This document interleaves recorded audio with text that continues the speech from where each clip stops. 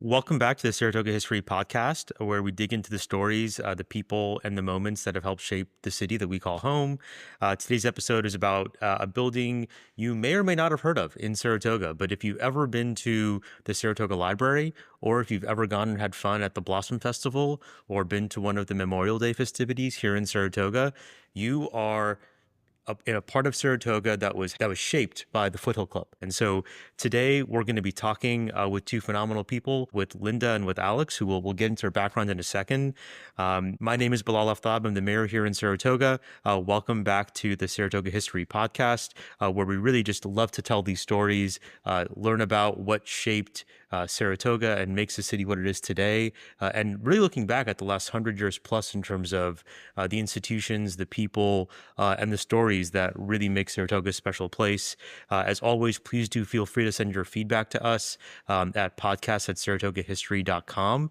And we hope that you'll like and share this with as many friends as possible. All right, so today we have two members of the Foothill Club with us. We have Linda and we have Alex. What is the Foothill Club?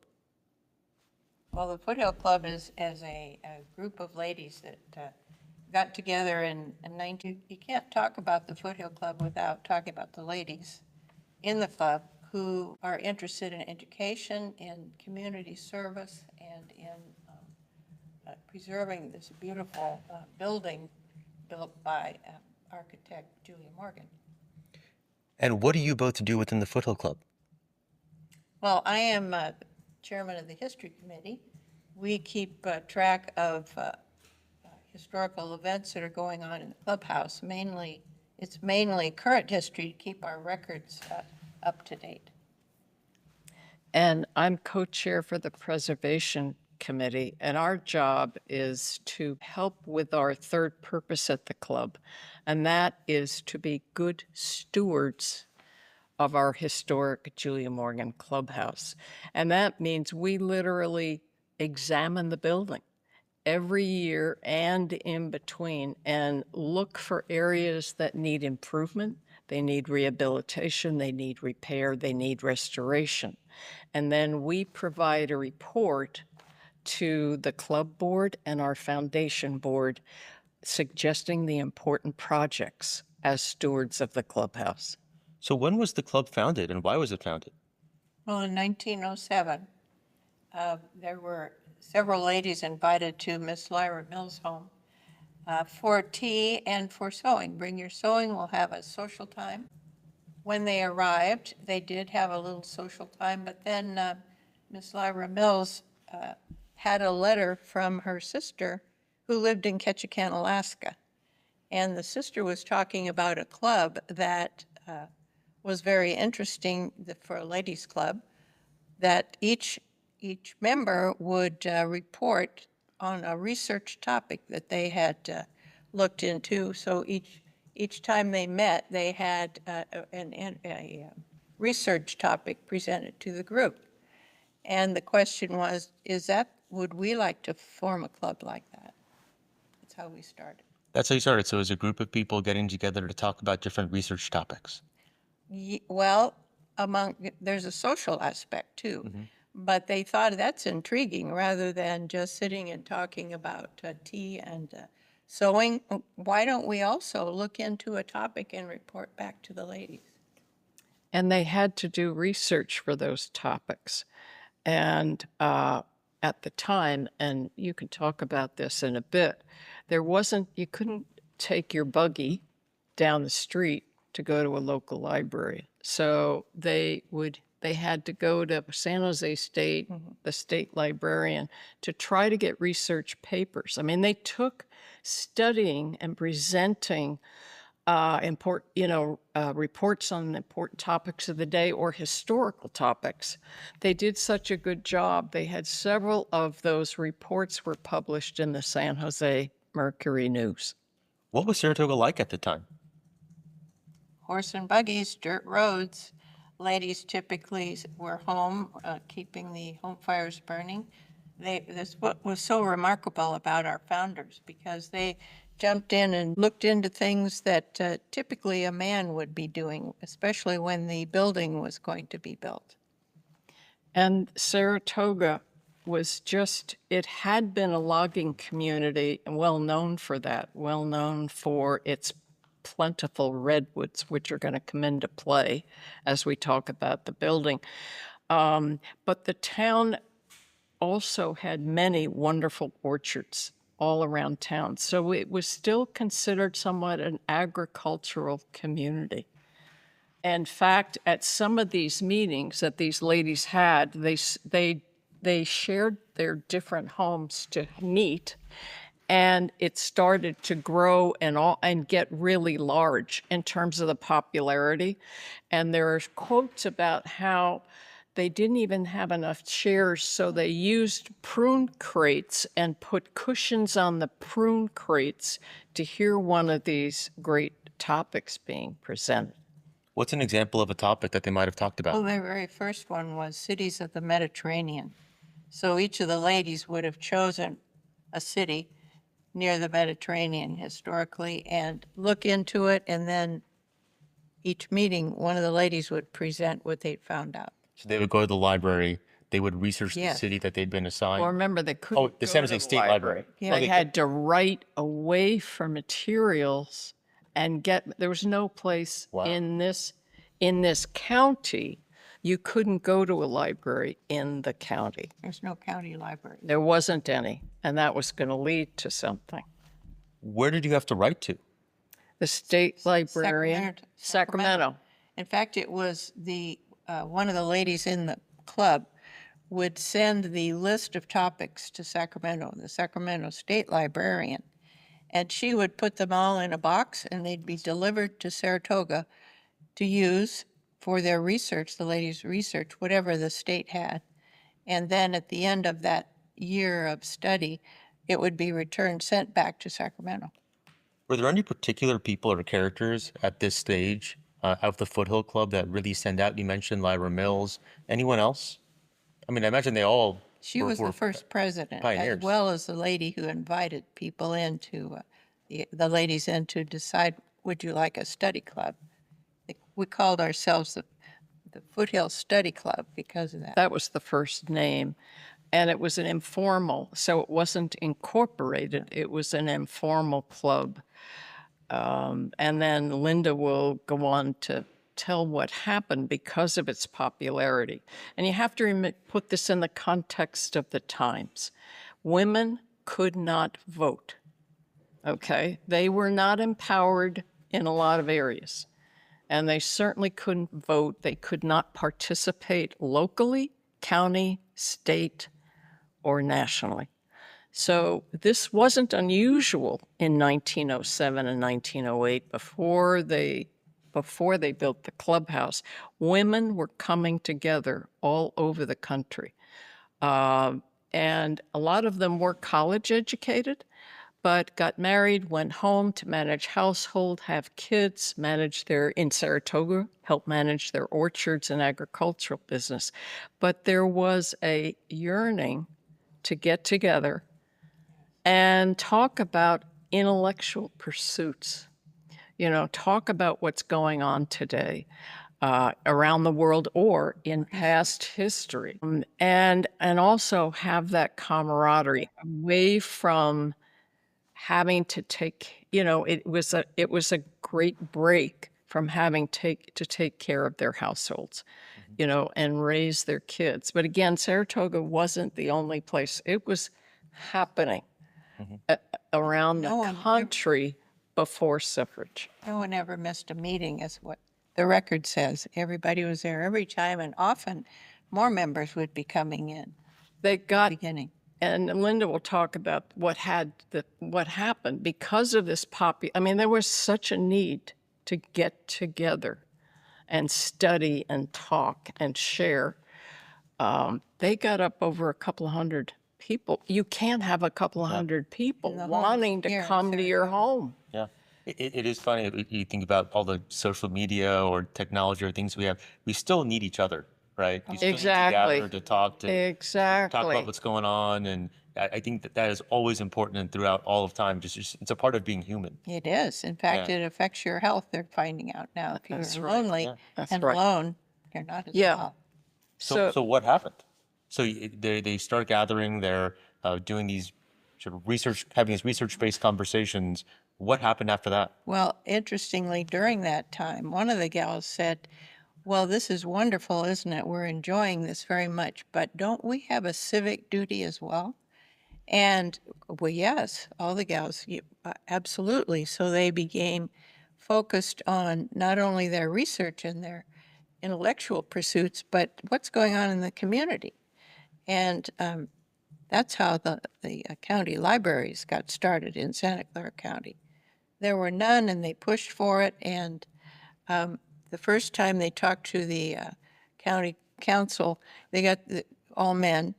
They got to the usual excuses, well, too expensive, and I don't know, and so forth.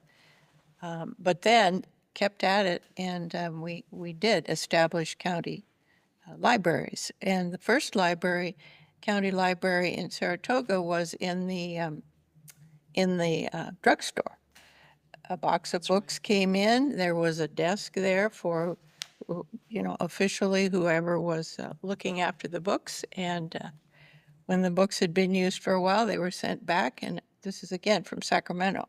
Another box of books arrived. And what role did the Foothill Club play in that? Give us more specifics on what happened there. You mentioned that they wanted to have a sense of civic responsibility as well. Obviously, they were doing a lot of research on really important topics. How did that come together? One of the gals donated some property so we could build a clubhouse. Wow. That was the next step. It was very exciting. When I mentioned there were over 200 people, it was actually even a little more than that. They realized, wait a minute, we need our own clubhouse. So how do we're homemakers, maybe we're managing orchards or whatever we're doing. How do we pull this off? And well, you have to have land. And there were two club members of the study club members. They and their husbands owned some property. They decided to donate this property to the club, but the club was informal. So you can't take ownership of a property unless you're incorporated, if you're not an individual. So they had to incorporate, and that's when they decided we need to create a new name. And that's when the Saratoga Foothill Club in 1914 came into being. Because it's more than study. I think that was what they were thinking. Yeah. An official name, yeah. Yeah, and they had three main purposes. They decided, well, we're going to have purposes part of our articles of incorporation.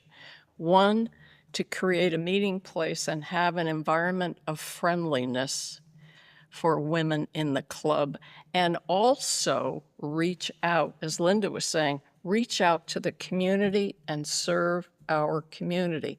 And from that first purpose, these other activities that were really important to the city came about that are still carried on today. Like Memorial Day has been going on for over 87 years, and that is 100% managed by the Foothill Club.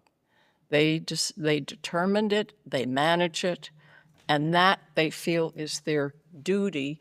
And it was also their way to honor those people who served through the wars, starting with World War I, and the other ways they reached out to the community. They got involved. Saratoga wasn't an official city, so they got involved in other ways. They even petitioned. They were big on Saratoga was beautiful. It still is. There was a farmer who wanted to put billboards along Highway 9. Can you imagine seeing Between billboards? Saratoga and Los Gatos. They said, They petitioned. They spoke to the right people, and somehow they made it so you cannot ever have a billboard on Highway 9. Wow. And It's a beautiful highway to this day. yes, We're very lucky for that. They began by sending a letter. It was going to advertise butter, a butter product. And they sent a letter to the producer and said, we will never buy any of this butter please take those signs down. And So that's a good, I mean, so There's they an used example. that's pretty cool. Yeah. Use economic Economic pressure. pressures. That works. So they were, they were doing that right in the beginning. And they also had, there was a nude reclining woman on the curtain of one of the theaters downtown. I guess that was supposed to be art. The ladies were offended, and they objected to that, and the nude curtain disappeared. So So there's this property that is donated by one of the club members? It's donated, but now what are you going to do with it? Yeah, you have a piece of property. What do you do? right. What happened? Because Well, for those that are listening that are not aware, where is the Foothill Club located? on Park Place, It is on Park Place. And this property, some of this property used to be part of the Village Green. The Village Green had a different measurement than it does today. It's a little smaller now. The Federated Church wasn't here yet, didn't come about till 1926. So we're talking about the intersection, folks, of Highway 9 and Saratoga Avenue, basically. Exactly. And so sort of on the, I big- guess, southeast corner. so it's kind of behind what today is the fire station. Yes. Yeah, Right. Right. And so if you happen to drive by, you see a really stunning and beautiful building by the Federated Church, and there's an incredible story there. And I think that's where you're going next. We have this piece of property that's donated. What do you do? One of the gals was a sorority sister of Julia Morgan at Berkeley. And she approached Julia Morgan and asked, we need someone to help us build this building. And Julia Morgan agreed. And it was underway. They need Who's Julia Morgan? Julia Morgan is the first woman licensed architect in the state of California. She was a real pioneer in getting women in places where they, hadn't been accepted before. In fact, wasn't she declined one time, and kept working at it, and finally, okay, they let her in. Julia made history, and she made the newspapers after she graduated from Berkeley. And some crossroads in history are so interesting. When she was at Berkeley, she got her degree in engineering. Berkeley did not have a degree. You could not get a baccalaureate in architecture at that time. There were very few universities that provided it. And at Berkeley, Berkeley had a benefactor named of Phoebe Apperson Hearst. She was the mother of William Randolph Hearst. She loved Berkeley. She gave millions of dollars to Berkeley to build buildings. And Bernard Maybeck was a chief architect there, and he recognized the genius in Julia Morgan because she was able to take classes. She just couldn't get a degree. So she had this interesting combination, Julia did, of being an engineer. So she had engineer, and this was going to be very prophetic to her career. So she had an engineering degree, but she specialized in architecture. Bernard Maybeck introduced her to Phoebe Apperson Hearst. Phoebe saw genius and said, you have to study architecture. And there's one school in the world you need to go to, and that's L'École des Beaux-Arts in Paris, which has been around since the 16th century. However, L'École des Beaux-Arts never, ever accepted a woman, ever.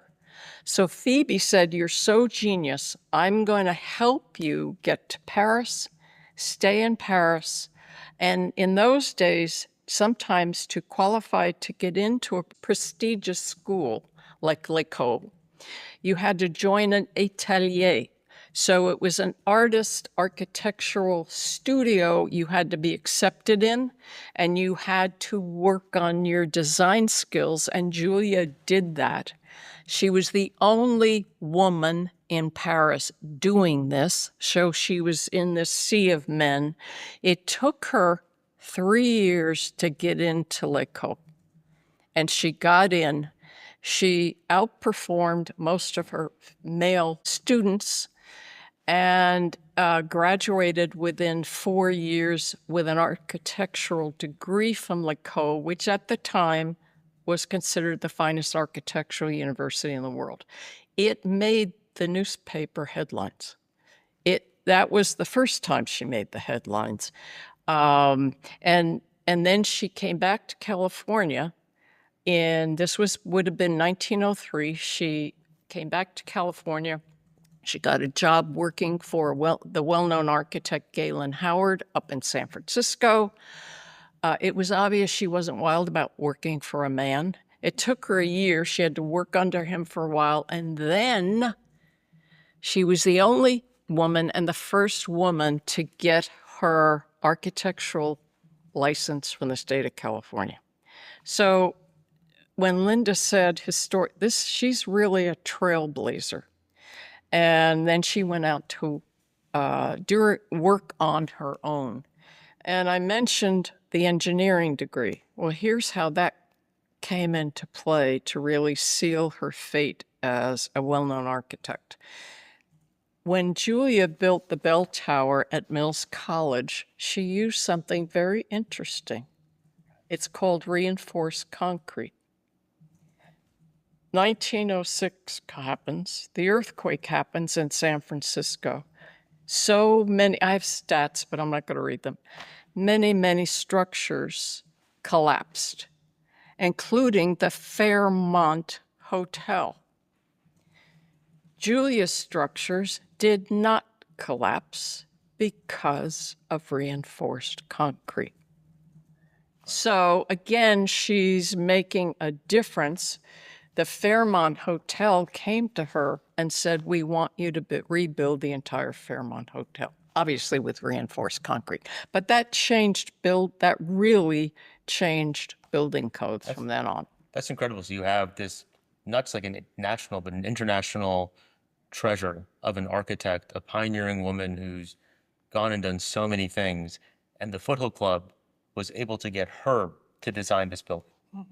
Yeah, but remember now, she's a female, so there's still not going to be a lot written about her. At the time, okay. And Julia is the type of person, unlike somebody like Frank Lloyd Wright, who was outstanding at self-promotion. He wanted to be in the press. He could be in the press. Julia shunned it. She wasn't interested in fame or fortune. She just wanted to concentrate on her buildings. And this was the first club, so it was an honor to us because Julia was the first club she ever worked on.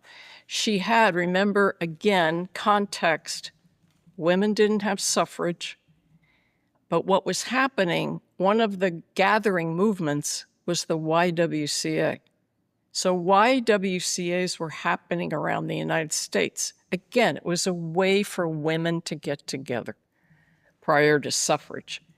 And the YWCAs also came to Julia to ask to build their buildings, to raise money and build their structures. We were the first club. She did other clubs. There's a Sausalito Women's Club up in Marin.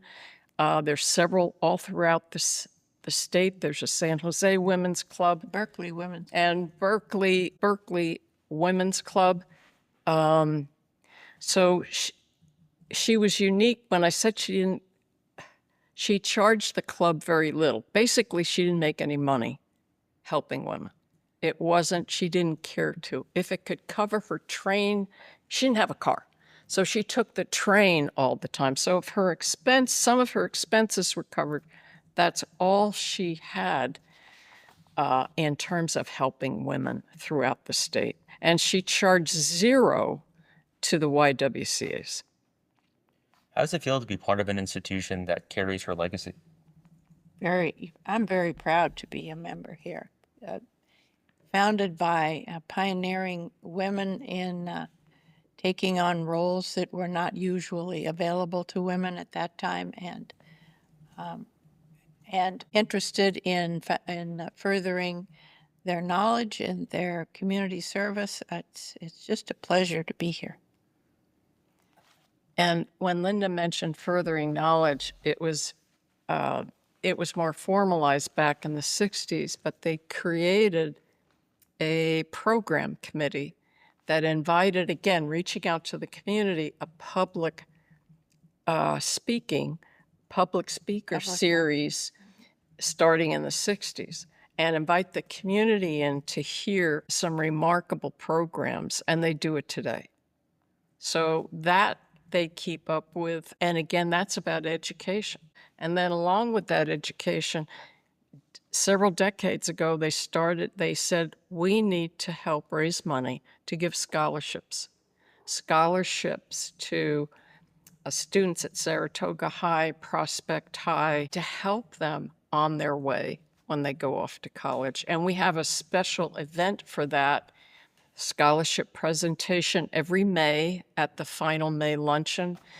And we're really proud of these high school students, and we're always fascinated to hear their stories. And so for us, that's a great connection with youth in the town.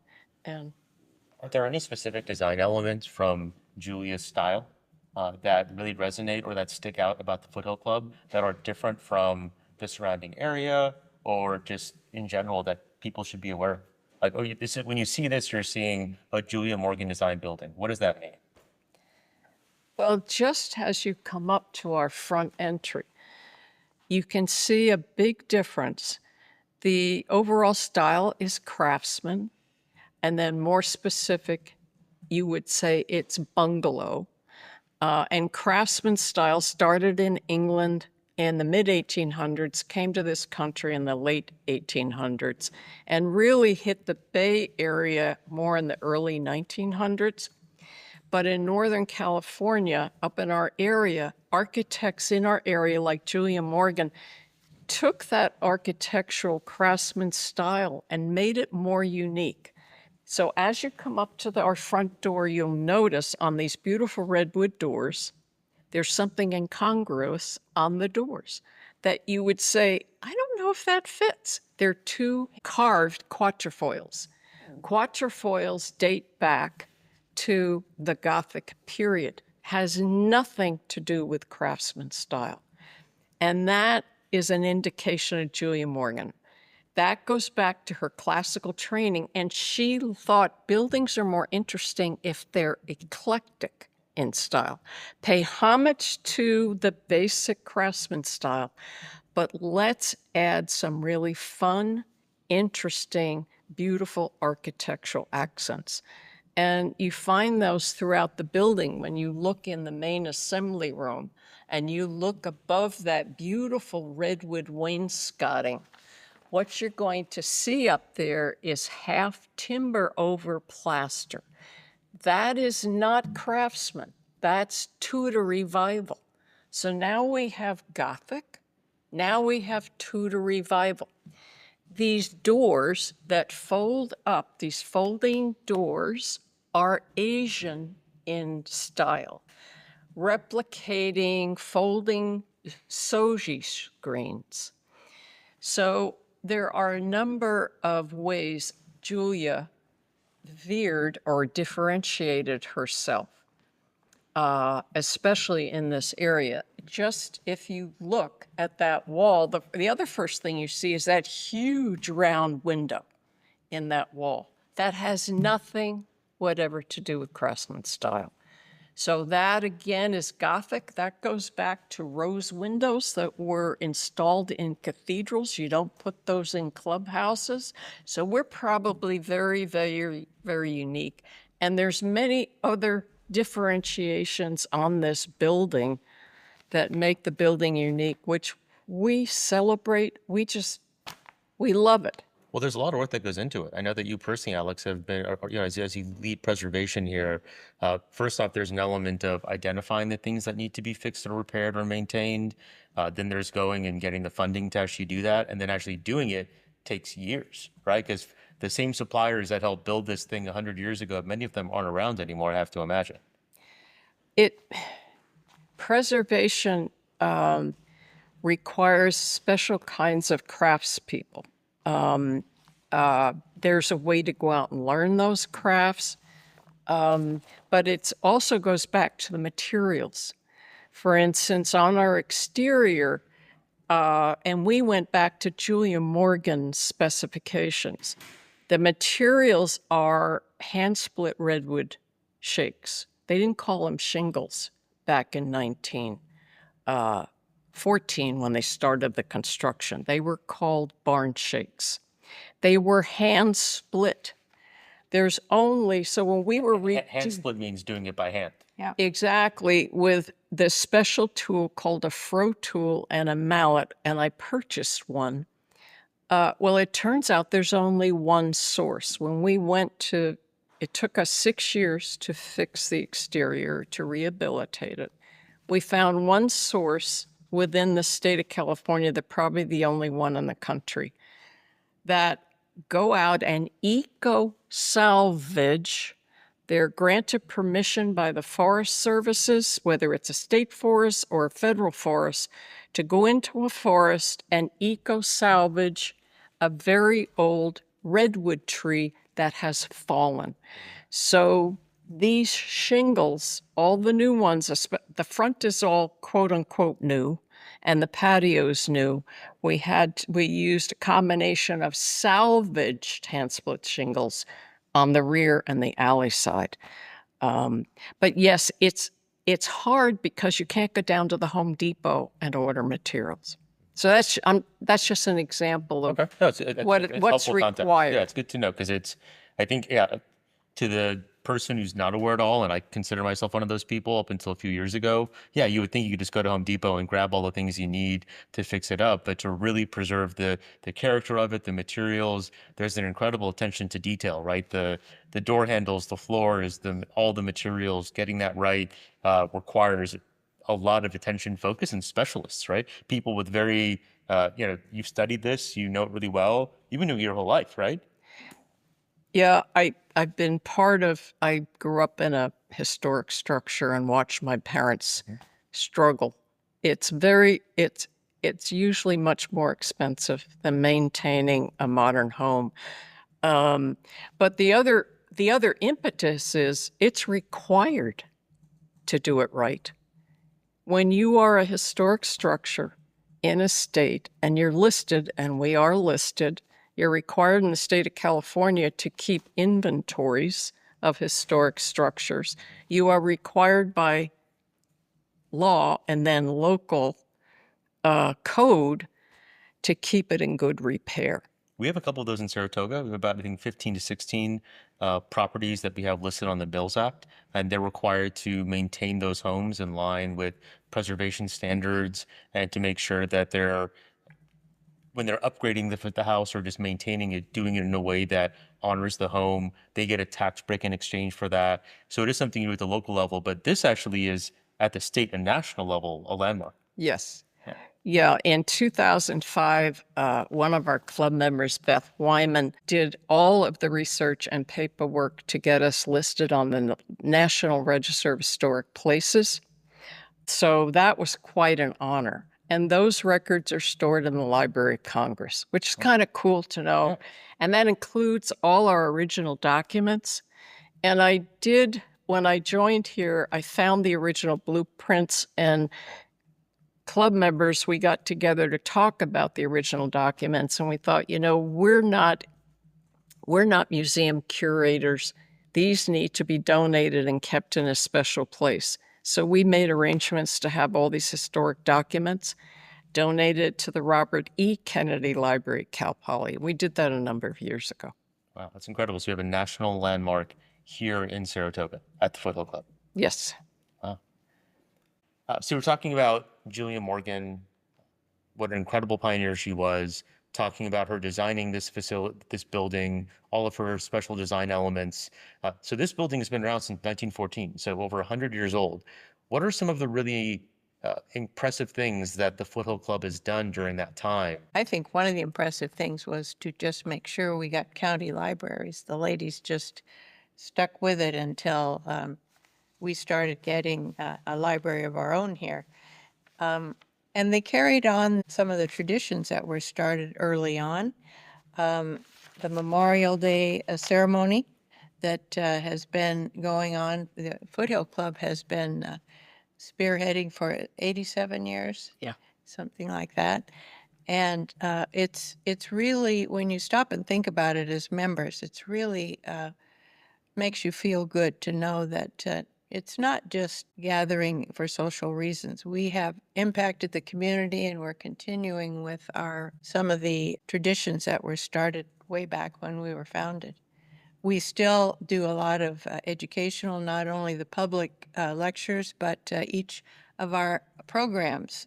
Every month, we have a lecture on some topic of interest that we've had scientists, we've had political lectures, we've had experts in the field to come and talk to the ladies, and it's really quite lovely to be part of that.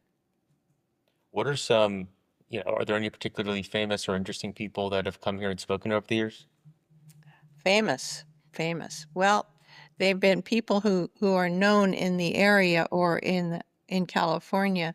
We had a connection with the Monterey Bay Aquarium. One of the scientists there came and spoke to us. He was a wonderful speaker. He was talking about the garbage patch, the big garbage patch in the Pacific Ocean.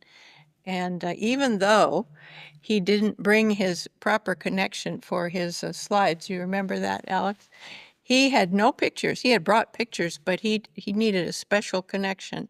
And well, we couldn't oblige him with that. So he just stepped out on the stage, curtain behind him, and said, well, I don't seem to have any pictures, but let me tell you about the Great Garbage Patch. He was a wonderful speaker. And after presidential elections, we've had professors of political science analyzing and sharing with us the results and what's Like going on. Larry Gershon, he's pretty well known. So he's a great political commentator.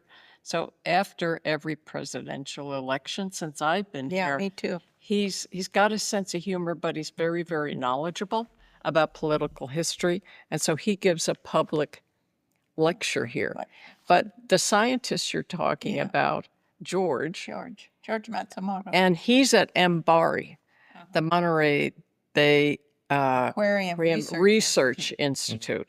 And he did come one time, and he did bring the right equipment, and we were able to connect with him. And what was really cool about that lecture, you have a science background, Linda, but I didn't know. We didn't realize they have one of the best research vessels going in terms of doing oceanic research. So they had recently come back from Baja, and he presented us, and nobody else except for them had seen these photos of these new sea creatures that they discover. And every time they go back to Baja, they discover more and more life forms. And that's just really cool, to have those kind of speakers come and educate us. We do have a 1921 Steinway that we work hard to keep in tune. And That's a piano. Piano, sorry. And so music is really important. Yeah. And what we really love, it's once a year the high school comes, and it might be the high school band, but they do programs here, and we just love it. It turns out the acoustics, they can be kind of tough with a microphone for speaking, but it turns out they're really great. This is a really great hall to hear music. Yeah, I've been here for events where they've had a band over there or some sort of symphony, and it is phenomenal. I think from the high school, and it is phenomenal. Wonderful. Yeah, you can really hear it well. So that's pretty incredible that over 100 years later, you're still doing the same thing in terms of having, interesting conversations about meaningful topics, whether it's at a local or international level or somewhere around the world. During that time, how has the membership evolved? Has it changed? Has it evolved? Is it still largely the same? Well, we have more members than we did when I joined. I joined in 2008. It's been growing. I'd say we this last 3 years, we have more younger members than we had for a while. That's all wonderful too. I think the ladies are very pleased to share their experiences with the new members and welcoming them. I felt very welcome when I came here. didn't know anybody except the one gal who had said, "Why don't you come to the Foothill Club?"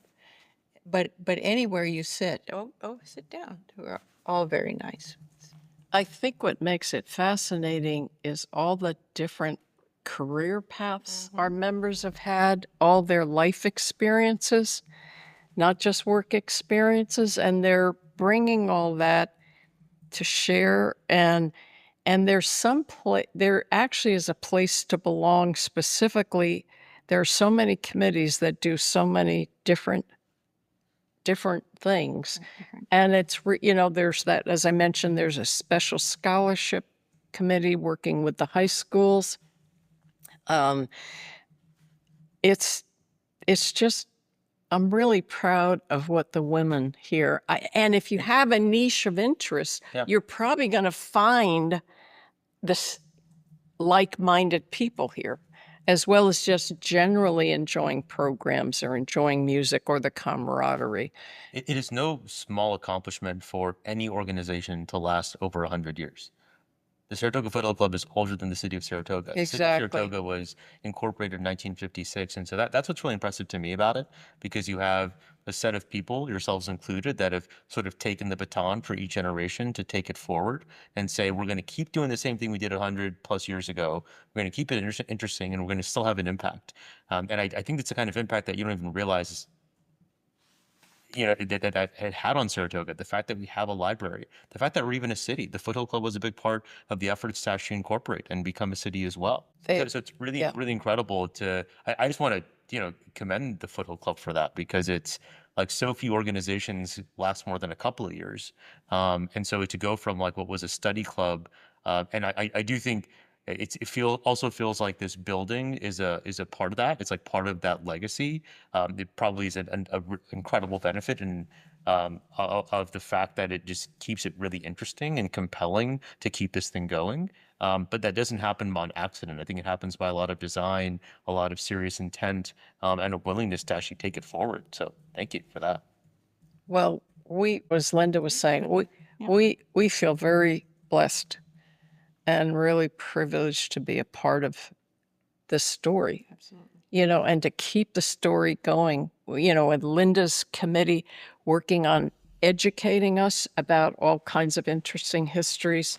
And then I get to work on what I love, the physical preservation of history. And you're both board members at the local museum, the History Museum. So there's also a tie-in there with the Foothill Club too, right? Yes. Well, there's a tie-in because we have many of the children come for learning about Saratoga history from the schools, and the Foothill Club is also scholarships and so forth for schools. So we're both connected that way.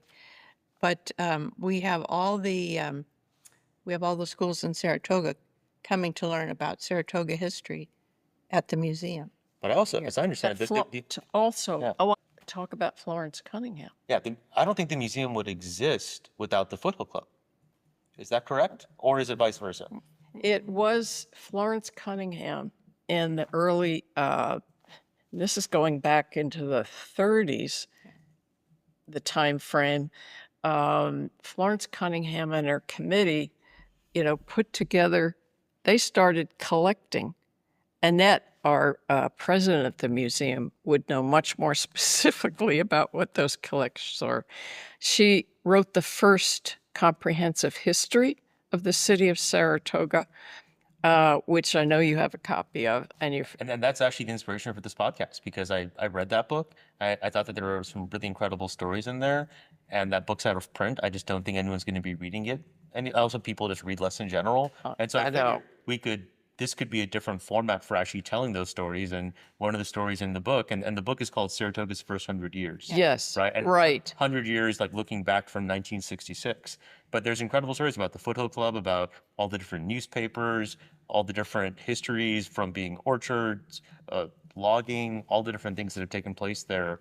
Again, they also weren't similar to how we're talking about the Foothill Club. Like the fact that it's documented that way didn't happen on accident. It was through a lot of intention and a lot of hard work to actually collect those materials, write it down. That goes back to the study club. Yeah. That goes back to the purpose of that original study club. What's the truth? what's the truth in history? How do we gather the right kind of materials? And Florence and her early committee collected some of the early artifacts too, that then became part of the Saratoga Historical Foundation and Museum. So we're really happy to have that connection. And just as a plug for the museum, Linda and I get to be directors at the museum, and we think it's just a wonderful resource for our community. Yeah. You're the preservation expert on many fronts, not just here, but there as well. And Linda, for what it's worth, if you ever walk by the museum and you see a group of kids and you see someone very thoughtfully corralling them, but also teaching them about Saratoga's history, that's Linda. And, Or and they- Exactly. yeah, Exactly. and that happens Exactly. on a volunteer basis, folks, right? This is all Oh, yes. folks doing this out of their love for the city and love for the community. And so I hope you know how much I appreciate it, but I also know the community does too. Uh, one more question. If you were to think about, so it's been 100 years, what do you want the Foothill Club to be like 100 years from now? It's 2025. We're talking 2125. I think, well, perhaps even more work with history and education and in the community. And I mean, carrying on, but just perhaps expanding and deepening and learning more about our city and the history here. I think one event that happened recently, we decided to have an open house. It was, and the club has done it, in the past. They did these kind of things after the early Blossom Festival in the early 1900s. But when we had this public open house, it was actually a lot of fun to have community come in, look around, have a bite to eat, and enjoy themselves, because sometimes people go, what the heck is the Saratoga Foothill Yeah. Club? We feel like we're part of the history of the town, and that our town is a really fun town to explore. And in fact, we keep the brochures, same brochures that are at their museum, where you can take a nice history walk. And Linda's committee conducts walks to look at some really neat history and buildings around the town. So we realize we've got to do more of that, more of, when we can, open our doors. Come on in and talk to us. Come on in and look around. We're not open on a regular basis like a business or something Right, here. right. So a lot of people haven't been in here, although we do rent it out for weddings and Right. things. But if just a member of the community might not have been in here. And just to make like a shameless plug, right? You can come visit downtown Saratoga. You can visit our museum on a weekend. And if you go for a slight walk in the area, you may not be able to go inside the Foothill Club, but you can see it from the outside and get a real sense of a lot of the design elements that Alex was talking about. So I hope you can come and actually enjoy some more time in Saratoga. You can also get a walking path, like a walking card, right, at the museum, and Brochure. a brochure, and it'll sort of tell you where you can go and things you can check out. I'd like to close with one question. What's something kind that someone has done for you in Saratoga? First thing that pops into my head was when a neighbor, a couple of blocks from me, invited me to come to the Foothill Club. She was older, and she wasn't as active as she could have been earlier, but she shepherded me in here. She introduced me to the ladies. She paid my first initiation fee. I mean, she knew that I would love it here. So that was very kind. Well, a couple of things. I wasn't here on the day, but it was not this past winter, but the winter before, the power went off, and our sump pumps stopped working in the basement, and it started to flood. And this happened in the middle of the night, and neighbors in this local area helped with bailing. One of the neighbors brought down a generator. And somebody else brought a pump, and they literally pumped out water from the basement. And those things, those Special. people do reach out. The neighbors really love the building. We've worked really hard over 110 years to get along with our neighbors and thank them, especially when we're going through big construction projects, pardon our dust. They've been really kind and really supportive. And I know this is very personal, but 5 years ago, I was really ill with COVID.